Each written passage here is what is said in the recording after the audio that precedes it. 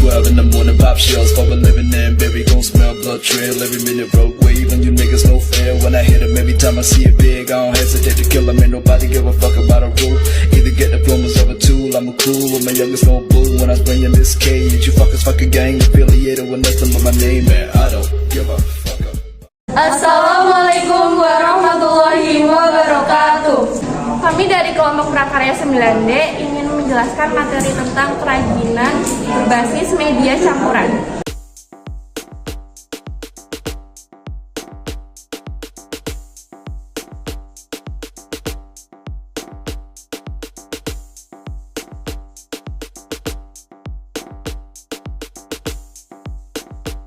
Halo teman-teman, di sini kelompok kami akan membahas materi prakarya semester 2, yaitu kerajinan berbasis media campuran. Berikut poin-poin yang akan kami bahas. Saya Hafizah Zawa Putri, absen 14. Saya akan menjelaskan poin prakarya nomor 1, pengertian kerajinan berbasis media campuran. Sebelumnya, kalian tahu tidak apa itu kerajinan berbasis media campuran? Kerajinan berbasis media campuran adalah kerajinan yang dibuat tujuan merubah bentuk sebuah benda yang dominan terbuat dari satu jenis bahan. Ini dipadukan dengan bahan lainnya agar menjadi menarik, baik tanpa menghilangkan fungsi aslinya ataupun mengganti fungsinya. Bahan yang digunakan juga dapat berubah bahan alam dengan bahan alam atau bahan buatan dengan bahan buatan. Dapat pula terdiri dari bahan alam dan buatan. Pada prinsipnya adalah kerajinan yang dibuat dengan media campuran dapat memperindah penampilan bentuk, warna, tekstur, dan volume dari sebuah kerajinan. Dengan demikian, nilai kualitas dari kerajinan ini pun meningkat. Hal ini dikarenakan menggunakan bahan media campuran harus mengenal karakteristik bahan masing-masing, sehingga lebih sulit dilakukan. Perkenalkan, nama saya Talatifah Izafiuni, absen 27. Di sini saya akan menjelaskan tentang poin prakarya yang kedua, yaitu prinsip kerajinan berbasis media campuran. Yang pertama, menggunakan bahan yang tidak memiliki reaksi kimia tertentu saat penggabungan. Contohnya, bahan yang digunakan mampu mengikis bahan lainnya. Yang kedua, menggunakan bahan yang terdiri dari berbagai jenis. Tidak hanya satu saja, melainkan lebih dari satu, dapat 2, 3, atau lebih. Semua bergantung kepada rancangan kebutuhan dari produk kerajinan yang akan dibuat. Yang ketiga, menggunakan bahan berbahan homogen maupun heterogen. Contohnya, menggunakan bahan alam dengan bahan alam dan bahan buatan dengan bahan buatan. Yang keempat, yaitu memilih bahan yang mewujudkan keindahan produk ketika digabungkan. Yang kelima, bahan yang digunakan untuk penggabungan harus bisa menyatu dengan bahan lainnya.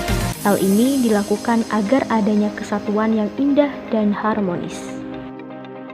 Perkenalkan, nama saya Megah Felina, absen 18. Di sini saya akan membawakan poin ketiga yang berjudul perancangan penciptaan bentuk baru.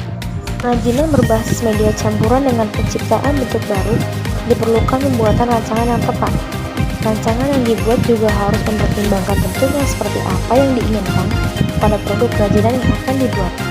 Berikut adalah beberapa petunjuk sebelum melakukan perancangan produk, agar tercipta bentuk produk kerajinan berbasis media campuran yang unik dan artistik.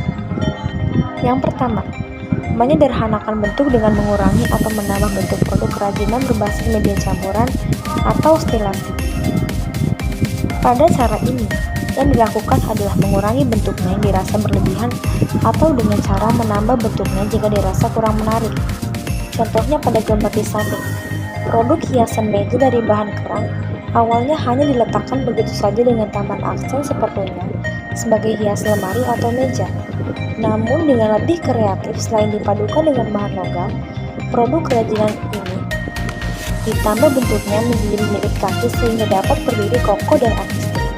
Selain itu, ragam hias yang diterapkan juga sangat indah dan detail. Dan yang kedua, merubah bentuk kerajinan berbasis media campuran atau deformasi. Selain dengan cara menyederhanakan bentuk, kerajinan berbasis media campuran dapat pula dilakukan dengan menggunakan cara merubah bentuk hingga menjadi bentuk yang benar-benar baru. Deformasi diartikan sebagai perubahan bentuk yang terjadi secara permanen. Perubahan bentuk ini harus diimbangi dengan pengetahuan tentang objek atau produk asalnya agar perubahan yang diharapkan dapat terlihat dengan maksimal. Contohnya pada gambar di samping.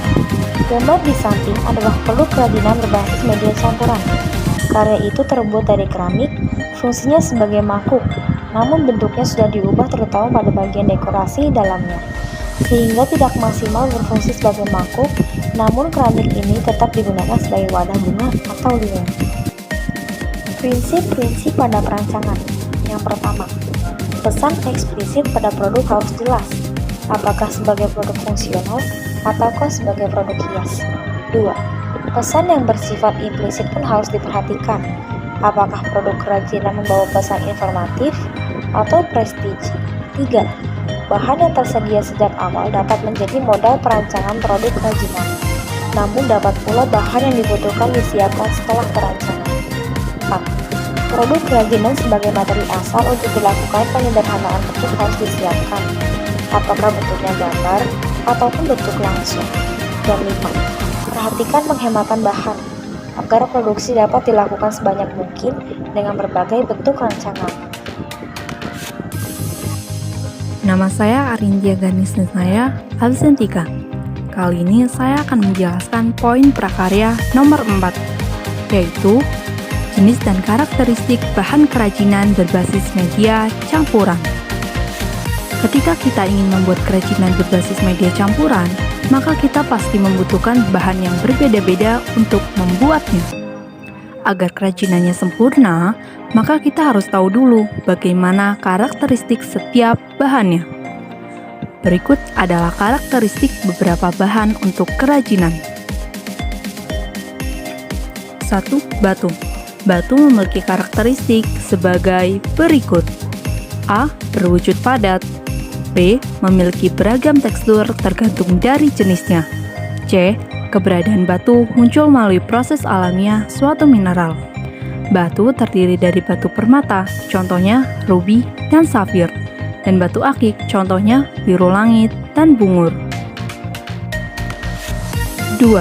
Logam. Logam memiliki karakteristik sebagai berikut. A. Berkilau. B. Keras. C. Memiliki kepadatan tinggi. D. Dapat direnggakan dan ditempa. E. Memiliki titik leleh dan titik didih yang tinggi. F. Merupakan konduktor panas dan listrik yang baik. Jenis logam seperti perak, emas, besi, dan sebagainya. 3. Plastik. Plastik memiliki banyak jenis, namun plastik memiliki karakteristik sebagai berikut. A. Kuat. B. Ringan. C. Fleksibel dan tahan lama. Contohnya yang sering dijadikan kerajinan, botol, kantong, dan gelas plastik. 4. Kayu. Kayu memiliki karakteristik sebagai berikut. A. Keras. B. Memiliki serat. C. Tahan lama. D. Berasal dari alam. E. Memiliki lingkaran tahun. F. Dapat diukir. Kayu juga memiliki banyak jenis seperti kayu jati, kayu hitam, kayu nangka, dan sebagainya.